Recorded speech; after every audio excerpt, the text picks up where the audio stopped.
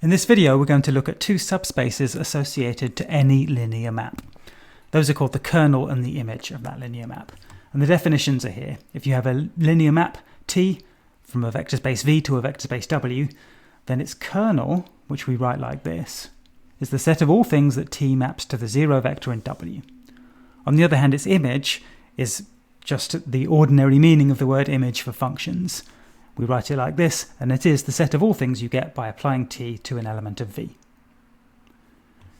We're going to prove that those two things are subspaces, but in order to do so we need a lemma which says that any linear map maps the zero vector in its domain to the zero vector in its codomain. So let's see how we can prove that result.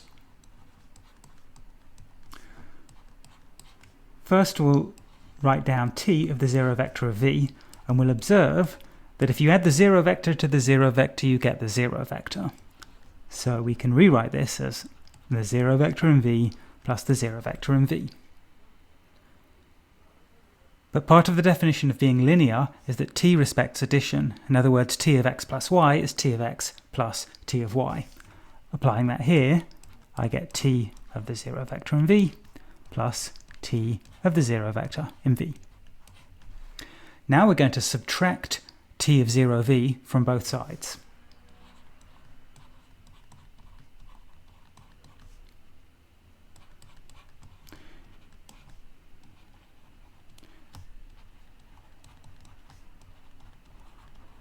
If you're worried that vector spaces have addition and scalar multiplication, but we never said they had subtraction, don't worry. All we're doing really is adding the additive inverse to both sides, and we are guaranteed that in any vector space, every vector has an additive inverse. So when we do this, on the left we'll end up with a zero vector in W. And on the right we'll get T of 0v plus T of 0v minus T of 0v. So one of them cancels out, and we get T of 0v. We're done. So now we're ready to prove our result, which says that if we have a linear map from V to W, then its kernel is a subspace of V, and its image is a subspace of W. Let's do the first one. So we know from what we've just proved that T sends the zero vector in V to the zero vector in W. And that tells you precisely that the zero vector in V is a member of the kernel of T. So that's the first part of the definition of subspace. Remember, something is a subspace if it contains the zero vector, it's closed under scalar multiplication, and it's closed under addition. So next let's do closure under scalar multiplication. Pick a scalar A, and pick an element V in the kernel of T. Then if we look at T of A times V, then by linearity of T, that has to be A times T of V. But V was in the kernel of T. So T of V is the zero vector in W, and what we've got there is A times the zero vector in W. But if you multiply the zero vector by a scalar, you get the zero vector again. So what we've got is 0W. We've proved that T times AV is equal to the zero vector in W, which is the same as saying that A times V is in the kernel of T. That proves the kernel is closed under scalar multiplication, and we just have to do addition. So let's take two elements U and V inside the kernel of T. Then if we look at T of U plus V, well, because T is linear, that's T of U plus T of V. But because U and V were in the kernel, that's the zero vector in W plus the zero vector in W, which is the zero vector in W again. We've shown T of U plus V is the zero vector in W, and therefore U plus V is an element of the kernel. Now we've shown that the kernel contains the zero vector, it's closed under scalar multiplication, and it's closed under addition, therefore it's a subspace. Let's now deal with the image. So first of all, as before, T of the zero vector in V is equal to the zero vector in W. That tells you the zero vector in W is in the image of T. Next we'll show that the image is closed under scalar multiplication. Take a scalar A and an element of the image of T, which we can write as T of some vector little v in big V. Then if we look at the scalar multiple A times T of V, well, by linearity that's equal to T of A times V. So it's in the image of T because it's T applied to something in V. This shows that the image is closed under scalar multiplication. Finally, to do closure under addition, take two elements of the image of T, which have the form T of U and T of V for some U and V in V. Then if you add them together, T of U plus T of V, well, by linearity of T, that's the same as T of U plus V, and this thing is visibly in the image of T. We've shown that if you add two things in the image of T, then you get another thing in the image of T, therefore the image is closed under addition. Having checked all three conditions, we now know that it's a subspace. So kernels and images are always subspaces. Let's look at some example calculations. So we'll take A to be the matrix 0, 1, 0, 0, and TA to be the linear map from R squared to R squared, given by left multiplication by A. So T subscript A of X is A times X. We're going to work out the kernel and the image of TA. So let's look at a condition for a vector in R squared to be an element of the kernel.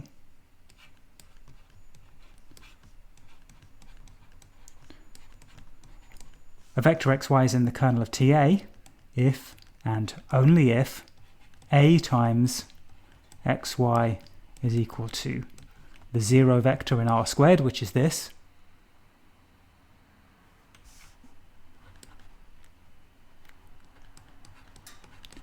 and of course A times xy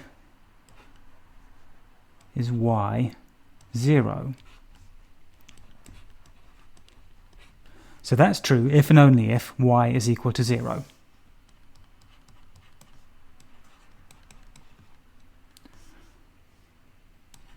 So we now know exactly which vectors are in the kernel. The kernel of T of A, or T subscript A, is equal to all the vectors where y is 0. So all vectors of the form x, 0 for x in R. That's the kernel. So let's now try working out the image. The image of TA is equal to all the things you can get by applying TA to an element of R squared.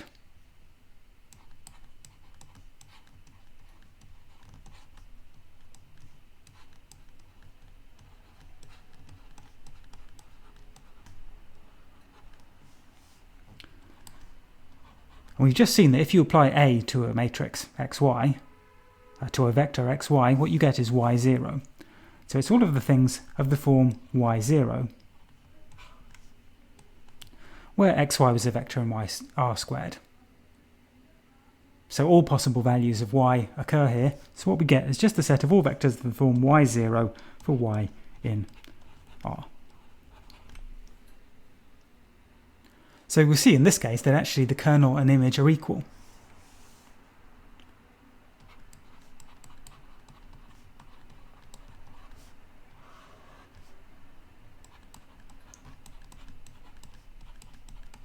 But that's definitely not true in general, as we'll see in the next example.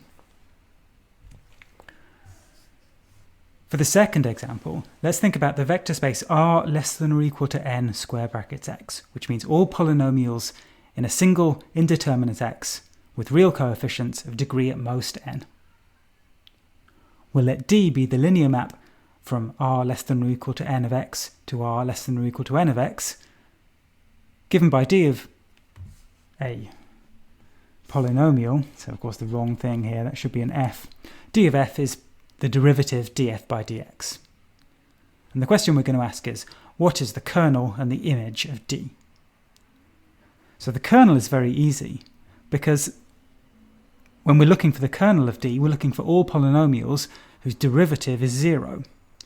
But a polynomial has derivative 0 if and only if it's constant.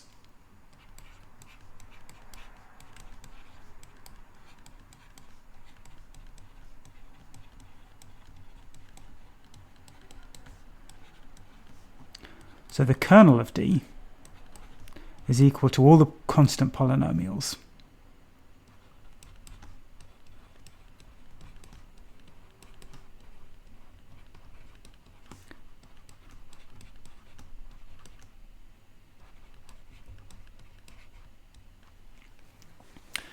It's the span of the polynomial 1, the span of the constant polynomial 1. So it's a one-dimensional vector space.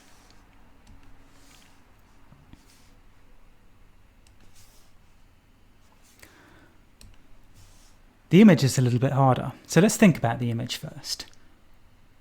The image is the set of all things that we can get by applying d to a polynomial of degree less than or equal to n. And if you differentiate a polynomial of degree at most n, the result is a polynomial of degree at most n minus 1. So at least we know something about the image of d. We know it's contained in the space of polynomials of degree at most n minus 1.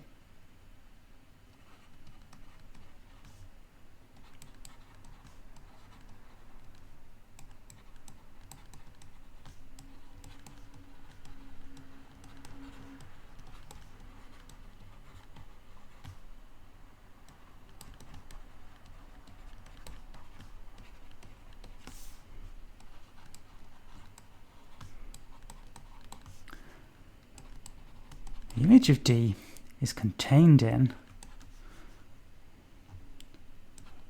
R less than or equal to n minus 1 of x, the set of polynomials of degree at most n minus 1. And in fact, I claim that it is equal to the set of polynomials of degree n minus 1 in x.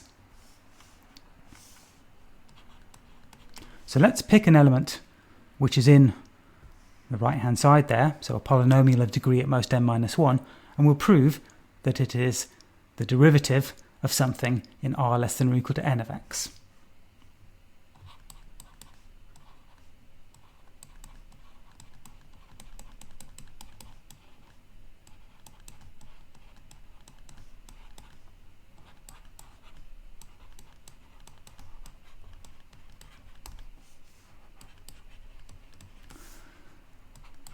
So that's easy by construction. If you look at the derivative of a0x plus a1x squared over 2, and so on, up to a n minus 1 x to the n over n,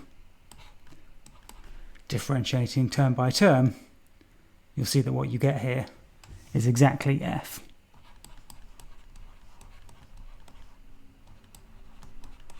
So f is in the image of D.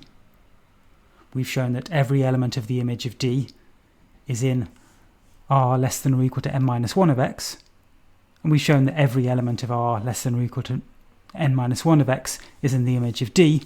Therefore, the image of D is R less than or equal to n minus 1 of x. And we're done.